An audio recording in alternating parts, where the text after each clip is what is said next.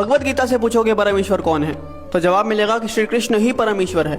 और वहाँ आपको संत सूरदास जी, मीराबाई जैसे महान संत मिलेंगे जिन्होंने कृष्ण भक्ति में उस परम तत्व को प्राप्त कर लिया। आप शिव पुराण से पूछोगे कि परमेश्वर कौन है, तो जवाब मिलेगा कि शिव ही परम तत्व है। और वहाँ आपको ऋषि मार्कंडेय जैसे महान ऋषि योगी ज्ञानी मिलेंगे जो कि परम शिव भक्त हैं। कुरान कहती है कि खुदा सबसे बड़ा है। और वहाँ आपको फरीद जी जैसे महान सूफी संत मिलेंगे जिन्होंने अल्लाह अल्लाह की धुन से उस परम तत्व को प्राप्त कर लिया। और गुरबानी भी आपको एक ओंकार का उपदेश देती है। तो सवाल है कि इनमें से सही कौन है और गलत कौन है, और जवाब है कि इनमें से सही तो सारे हैं, लेकिन गलत वो इंसान है जो इनमें से किसी एक पथ पे चलते हुए बाकियों का अनादर करता है, अपमान करता है। इसीलिए कबीर जी ने कहा था कि कबीरा कुआं एक है, यानी कि वो जो परमात्मा है वो एक विशाल कुएं की तरह है और पानी भरे अनेक, यानी कि हम और आप अलग अलग नामों से, अलग अलग स्वरूपों से उस भगवान को पुकारते हैं। लेकिन आगे कबीर जी कहते हैं कि भांडे ही में भेद है और पानी सब में एक। मतलब जो भांडा है यानी कि हम, भेद तो यहाँ पे है, क्योंकि आप इंसान को तो अलग कर सकते हो लेकिन भगवान को कभी बांटा नहीं जा सकता। अब प्याला चाहे सोने का हो या पीतल का,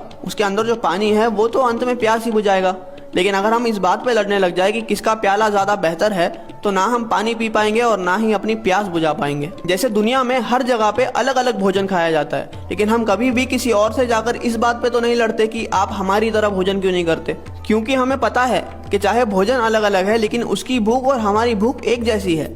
हो सकता है कि वो ब्रेड खाकर अपनी भूख मिटा रहा है और हम रोटी खाकर, लेकिन उसका असर जो हमारी बॉडी पे होगा वो एक जैसा ही होगा। इसलिए हमारी पेट की भूख तो मिट जाती है लेकिन हमारी परमार्थ की भूख कभी मिट ही नहीं पाती। हम लड़ने में इतने बिजी है कि हमें खाने की यानी कि उस भक्ति को अनुभव करने की फुर्सत ही नहीं है। कबीरा कुआं एक है और पानी भरे अनेक, भांडे ही में भेद है